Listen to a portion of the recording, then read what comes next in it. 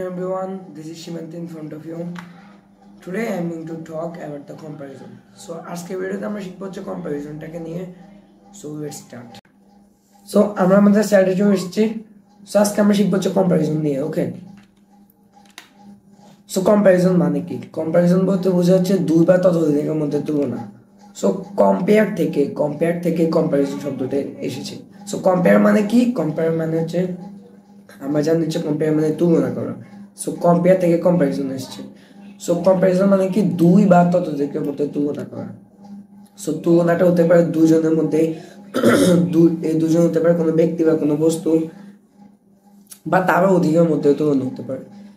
সেই কম্পারিজনের কিন্তু আবার দুটা প্রকারভেদ আছে। তো সেইগুলো আজকে আমরা দেখবো এবং সবগুলোকে আমরা বুঝার চেষ্টা করবো উদাহরণের সাথে। সো কম্পারিজন দুই ধরনের হয়, কম্পারেটিভ এন্ড সুপারলেটিভ। সো দুই ধরনের হয়, এটা আপনার চাইলে লিখে নিতে পারেন বা মনে রাখতে পারেন। সো কি দুই ধরনের কি কম্পারেটিভ আর একটা হচ্ছে সুপারলেটিভ। সো এখন আমরা কম্পারেটিভ কাকে বলে, কম্পারেটিভের উদাহরণ, এন্ড সুপারলেটিভের উদাহরণ, সবকিছু আমরা একা একা বুঝবো। সো প্রথমে হচ্ছে কম্পারেটিভ বলতে কি বোঝায়? কম্পারেটিভ বলতে বোঝাচ্ছে দুইয়ের মধ্যে তুলনা। সো দুইয়ের মধ্যে তুলনা বলতে যেমন আমার থেকে সে ভালো, তার থেকে আমি খারাপ, আমার থেকে সে সুন্দর, আমার থেকে সে মেধাবী, তার থেকে সে লম্বা। সো দুইয়ের মধ্যে যখন কোনো তুলনা হয় তখন তাকে কম্পারেটিভ বলে। এখন আমরা উদাহরণ দেখবো। উদাহরণ কি? যেমন সে আমার চেয়ে লম্বা। সো সে আমার চেয়ে লম্বা, সেখানে দুজন ব্যক্তির মধ্যে তুলনা করা হয়েছে। দুজনকে কে? সে আর হচ্ছে আমি। সো দুজনের মধ্যে তুলনাটা করা হয়েছে। সো তাই একে আমরা কম্পারেটিভ কম্পারিজন বলবো।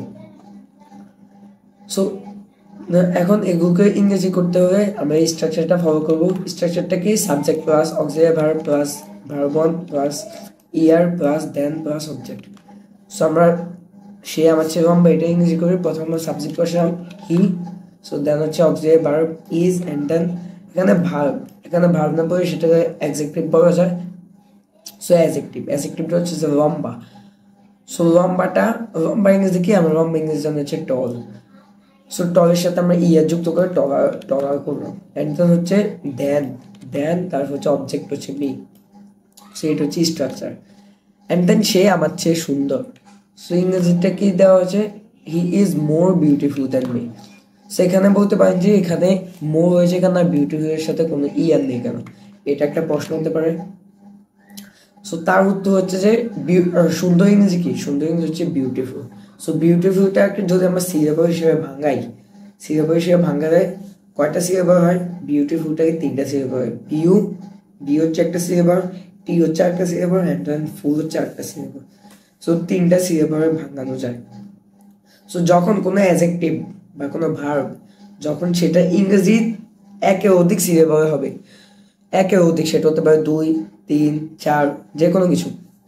সো যদি একের অধিক সিলেবলটা হয় ইংরেজি শব্দটা বাংলা না, যদি ইংরেজি শব্দটা যদি একের অধিক সিলেবল হয়ে থাকে তাহলে সেটা হচ্ছে গিয়ে তার আগে মোর বসবে, আর সেটার সাথে সে অ্যাডজেক্টিভ বা কোনো সেই ভার্বের সাথে কোনো ইয়ার বা অন্য কিছু যুক্ত হবে না। সো যেহেতু বিউটিফুলটা 3 সিলেবল এসেছে, তাই তার আগে আমরা মোর যুক্ত করেছি, এন্ড দেন তার সাথে কোনো ইয়ার বা অন্য কিছু কোনো যুক্ত করা হয়নি। এন্ড দেন বসাবো, তার হচ্ছে মি মানে অবজেক্ট যেটা। সো সে আমার চেয়ে সুন্দর, he is more beautiful than me. So আশা করি আমরা কম্পারেটিভ বুঝতে পেরেছি। এখন দেখবো আমরা সুপারলেটিভ বলতে কি বোঝায়? সুপারলেটিভ বলতে বোঝাচ্ছে দুই এর অধিকের মধ্যে তুলনা। সো 2 এর অধিকের মধ্যে তুলনা তার মানে হচ্ছে যেমন পুরো ক্লাসের মধ্যে আমি হলাম মেধাবী, তারপর পুরো গ্রামের মধ্যে সে হচ্ছে ধনী, পুরো দেশের মধ্যে সে হচ্ছে ধনী, পুরো গ্রামের মধ্যে সে হচ্ছে সবচেয়ে ভালো মানুষ। সো এখানে তার 2 এর মধ্যে কোনো তুলনা করেন না। পুরো গ্রামের মধ্যে মানে পুরো গ্রামে তার একজন মানুষ থাকে না বা দুজন মানুষ থাকে না। সো পুরো গ্রাম মানে সবগুলো মানুষের মধ্যে সে হচ্ছে একজন। সো সবার মধ্যে তাকে তুলনা করা হয়েছে। সো সেই কম্পারিজনটাকে আমরা সুপারলেটিভ কম্পারিজন বলবো। সো আমরা এই উদাহরণ দেখি, যেমন সে এই ক্লাসের সবচেয়ে লম্বা।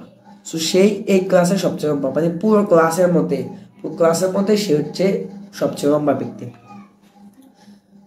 সো তার এখন আমরা ইংরেজি করি এই বাক্যর, তো এই স্ট্রাকচারটা আমরা ফলো করি। তো প্রথমত সাবজেক্ট বসাতে হবে, সাবজেক্ট হি বসায়, অক্সিলারি ভার্ব ইজ, দেন হচ্ছে ভার্ব, ভার্ব নাই এটাকে বছর আসলে একটা অ্যাডজেক্টিভ।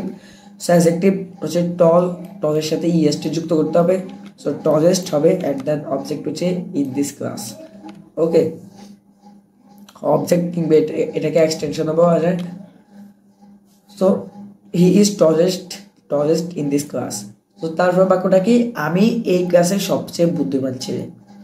সো আমি এই ক্লাসের সবচেয়ে বুদ্ধিমান ছেলে, সো পুরো ক্লাসের মধ্যে আমি হলাম বুদ্ধিমান ছেলে। সো পুরো ক্লাস থেকে ক্লাসের মধ্যে আমাকে তুলনা করা হয়েছে।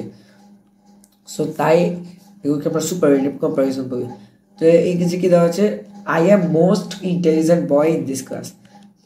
সেখানে মোস্ট দেওয়া হয়েছে, অ্যান্ড দেন এই অ্যাডজেক্টিভের সাথে বা ইন্টেলিজেন্টের সাথে কোনো ইএসটি যুক্ত হয়নি। সো এটা প্রশ্ন হতে পারে যে কেন দেওয়া হয়েছে মোস্ট। সো এটা ওই আগেরটার মতো, মোরের ক্ষেত্রে যেরকম হয়েছে এই ইন্টেলিজেন্ট, বুদ্ধিমান ইংরেজি কি, বুদ্ধিমান ইংরেজি আমরা জানি হচ্ছে ইন্টেলিজেন্ট। ইন্টেলিজেন্টটাকে আমরা যদি সিলেবল বাঙাই তার 3টা সিলেবল আসি, ইনটে একটা সিলেবল, রি হচ্ছে আরেকটা, 2টা, জেড 3টা। সো ইন্টেলিজেন্ট 3টা সিলেবল আসে। সো একে অধিক সিলেবল আসছে তার আগে মোস্ট যুক্ত হবে, অ্যান্ড দেন তার সেই অ্যাডজেক্টিভ বা ভার্বের সাথে কোনো ইএসটি বা অন্য কিছু যুক্ত হবে না। সো আমরা মোস্ট দিলাম, অ্যান্ড দেন ইন্টেলিজেন্ট যেভাবে আছে সেভাবেই। So I am most intelligent boy in this class.